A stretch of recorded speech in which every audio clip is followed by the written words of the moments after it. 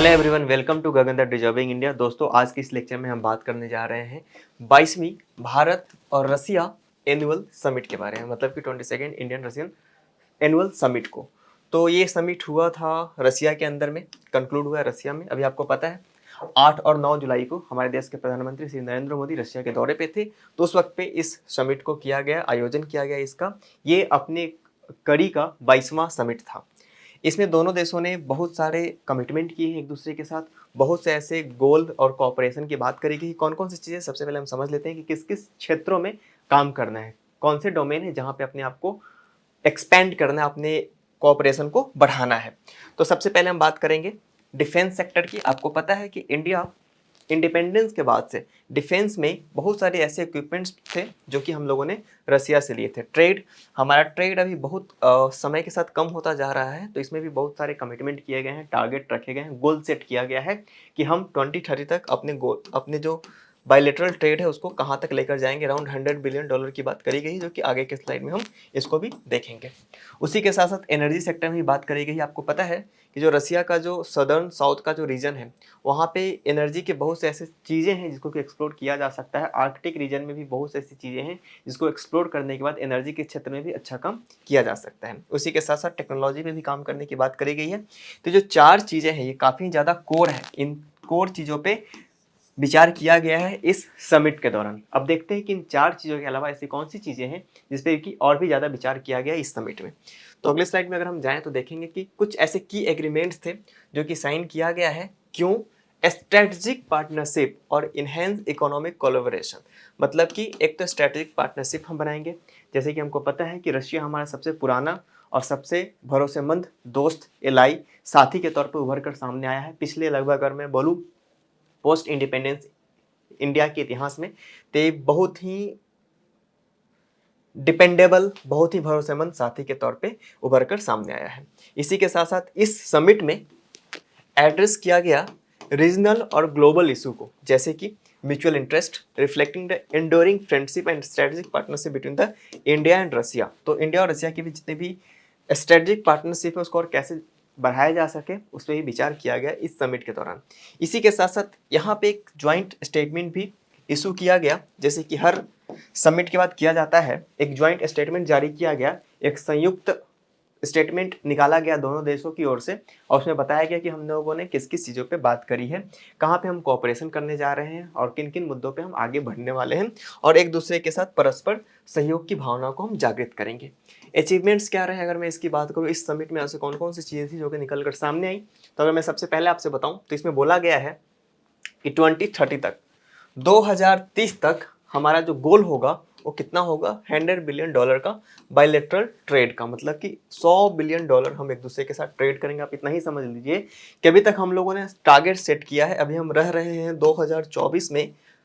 After 6 year आ जाएगा 2030, 2030, और उसके बाद हम बोल रहे हैं कि $100 बिलियन का हम बायलेटरल ट्रेड रखेंगे। अगर आप देखेंगे तो ट्रेड डिफिसिट ही अराउंड $70 बिलियन का है इंडिया और चाइना के बीच, इससे ज़्यादा ही है, अराउंड इतना है। तो आप समझिए कि कितना ज़्यादा डिफरेंस है। मतलब कि अगर मैं सिर्फ चाइना की तरफ से बात करूँ तो चाइना को बिजनेस मिलता है हमारे देश के अंदर में अराउंड 110 बिलियन डॉलर, और यहाँ तो हम बायलेटरल की बात कर रहे हैं, मतलब दोनों के देशों को मिला के अगर हम इंडिया और चाइना का मिला दें तो और भी बहुत ज़्यादा हो जाएगा। तो जो हमारा सबसे भरोसेमंद एलाई है उसी के साथ हमारा बिजनेस उतना अच्छा नहीं हो पा रहा है, तो इस समिट में उसकी भी बात की गई। इसी के साथ साथ बोला गया कि हम अपने कोलैबोरेशन को बढ़ाएंगे। किसको यूज़ करेंगे भाई? नेशनल करेंसी को यूज़ करेंगे सेटलमेंट्स के लिए। अब देखो, जैसे कि हम गैस लेते हैं रसिया से, हमारे कुछ फिनिश्ड प्रोडक्ट जाते हैं रसिया के अंदर में, मतलब इंपोर्ट एक्सपोर्ट होता है इस तरीके से। अभी इंपोर्ट और एक्सपोर्ट का अगर मैं आपसे बोलूँ तो अभी के टाइम पे किस तरीके का सिस्टम को फॉलो किया जाता है, तो मैं आपको समझाना चाहूँगा कि अभी के टाइम पे सिस्टम जो फॉलो होता है, आप सभी को पता है कि डॉलर जो है एक इंटरनेशनल करेंसी के तौर पर सामने आया है और सभी देश आपस में डॉलर में डील कर रहे हैं। लेकिन ईरान के ऊपर जब से सैंक्शन लगा है और रसिया तो बहुत दिनों से सैंक्शन झेल रहा है, तो इन्होंने एक मैकेनिज्म डेवलप किया है। इन्होंने बोला है कि हम आपको जो रसिया का जो करेंसी है रूबल, उसमें आपको हम आपसे सामान खरीदेंगे, मतलब कि आपका जो फिनिश्ड प्रोडक्ट है, टेक्सटाइल का जो प्रोडक्ट है, हम आपसे खरीदेंगे रूबल में, और आपको पेमेंट करना होगा अगर गैस का तो आप कर सकते हैं रुपीज़ में। यहाँ से डॉलर का जो इंटरफेरेंस है पूरी तरीके से खत्म कर दिया गया है, डॉलर को एलिमिनेट कर दिया गया है। इसी स्ट्रेटजी को इंडिया ने अपनाया है ईरान के साथ। ईरान का जो दिरहम है या दिनार जो भी हो उनका करेंसी, उसके साथ हम रुपीज़ को इंटर कन्वर्ट कर रहे हैं और डॉलर को कोशिश कर रहे हैं एलिमिनेट करने का। इसी के साथ साथ बोला गया कि हम कोऑपरेशन को बढ़ाएंगे न्यूक्लियर के क्षेत्र में, पेट्रोकेमिकल के क्षेत्र में, एनर्जी सेक्टर में, जैसे कि मैंने आपको पहले ही बताया, और इसी के साथ साथ इंफ्रास्ट्रक्चर और टेक्नोलॉजी में भी हम क्या करेंगे। इस ज्वाइंट स्टेटमेंट में ये बातें करी गई है कि टेक्नोलॉजी के क्षेत्र में भी हम अपने हमारा जो कोऑपरेशन होगा उसको एक्सपेंड करने की कोशिश की जाएगी। देखिए यहाँ पे एक महत्वपूर्ण मुद्दा था यूक्रेन का। जैसे कि मैंने आपको पहले ही बताया था कि रशिया दौरे पे हमारे देश के प्रधानमंत्री गए थे। मैंने इससे करीब करीब 2 या 3 दिन पहले एक और वीडियो आप लोगों के सामने आई होगी, जिसमें कि मैंने बोला था कि यूक्रेन में के मुद्दे पे प्रधानमंत्री ने किस तरीके से पुतिन के सामने बैठ के ये बोला कि हिंसा किसी भी समस्या का समाधान नहीं है। हम किसी भी समस्या का समाधान अगर ढूंढना चाहते हैं तो हम ढूंढेंगे डायलॉग के जरिए, बातचीत के जरिए, लोगों को कोऑपरेट करके हम किसी प्रॉब्लम का सोल्यूशन ढूंढ पाएंगे। तो बोला गया है हमारे देश के प्रधानमंत्री के द्वारा, और ये ज्वाइंट स्टेटमेंट में भी ये बात निकल कर सामने आई है कि यूक्रेन में जो मुद्दा है वो हम डायलॉग और डिप्लोमेसी से सॉल्व करेंगे। इसी के साथ साथ एंगेजमेंट को बढ़ाएंगे बिटवीन ऑल इन्वॉल्व्ड पार्टी, जितने भी स्टेक होल्डर्स हैं सबको हम इसमें इन्वॉल्व करने की कोशिश करेंगे। इसी के साथ साथ मिलिट्री कोऑपरेशन की बात करी गई है। बोला गया है कि हम ज्वाइंट मैन्युफैक्चरिंग खोलेंगे इंडिया के अंदर में, स्पेयर पार्ट्स के लिए, कंपोनेंट्स के लिए, असेंबलीज के लिए। उसी के साथ साथ प्रोडक्ट के जो एसेंशियल चीज़ें होंगी उसको मेंटेन करने के लिए रशियन ओरिजिन आर्म्स को, उसको डिफेंस इक्विपमेंट्स के साथ साथ, उसी के साथ साथ इंडिया का जो मेक इन इंडिया इनिशिएटिव है इसको भी बूस्ट मिलेगा। इस ज्वाइंट स्टेटमेंट में ऐसी बातें करी गई। अब देखो, अगर मैं कोल्ड वॉर के टाइम की बात करूं तो उस वक्त पे इंडिया के लगभग 90% जो वेपन्स होते थे वो रसिया से आते थे। अब देखो वो तो आ गया, अब हम फ्रांस से लेते हैं और अलग अलग देशों से भी लेते हैं, लेकिन अब मेंटेनेंस तो यहीं से होगा ना। तो इसके लिए भी कोऑपरेशन की बात करी गई है। इसमें भी बात करी गई है कि किस तरीके से हम चीज़ों को और भी ज़्यादा बेहतर कर सकते हैं और भी सुधार कर सकते हैं। चलिए चलते हैं अगले स्लाइड के ऊपर। और ये एक रिलेटेड न्यूज़ है, हालांकि मैंने इसके बारे में भी डिस्कस किया आपसे कि किस तरीके से भारत के प्रधानमंत्री को यह सम्मान दिया गया है। एक अवार्ड है जो कि रशियन जो प्रेसिडेंट होते हैं वो देते हैं, सेंट एंड्रयू द एपोस्टल। ये वहाँ का भारत रत्न है, जैसे कि मैंने आपको पहले ही बताया था, वहाँ का सर्वोच्च सम्मान है जो कि हमारे देश के प्रधानमंत्री को दिया गया है। हालांकि ये अनाउंस तो बहुत पहले ही हो गया था, लेकिन प्रधानमंत्री जा नहीं पाए थे तो अभी गए थे तो उनको ये अवार्ड दिया गया है।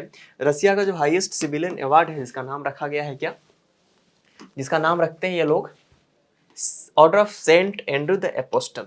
एक बहुत ही पहुंचे हुए संत थे जिनके नाम पे इस अवार्ड को रखा गया है। इस अवार्ड को अनाउंस किया गया था 2019 को ही कि हम मोदी जी को ये अवार्ड देंगे, लेकिन नरेंद्र मोदी पहुंच नहीं पाए, इस वजह से इनको अभी जाने के बाद मिला है। क्यों दिया गया है? Exceptional services in promoting special and privileged strategic partnership between Russia and India and friendly relations between the Russian and Indian people. मतलब कि अगर आप रसिया के संप्रभुता में, अगर आप रसिया के सिक्योरिटी में, अगर आप रसिया के सोवरेनिटी में कुछ कंट्रीब्यूट कर रहे हैं तो आपको अवार्ड दिया जाता है। ऐसा रसियन लोगों ने समझा कि प्रधानमंत्री नरेंद्र मोदी कुछ ऐसा ही कर रहे हैं, इसलिए यह अवार्ड उन्हें दिया गया है।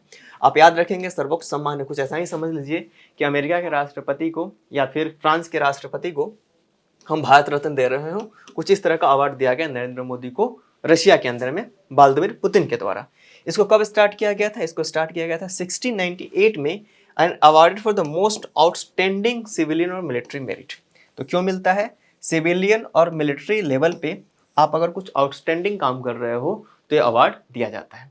तो इस लेक्चर में हम लोगों ने समझा रशियन इंडियन समिट के बारे में, जो कि अपने कड़ी का 22वीं समिट था।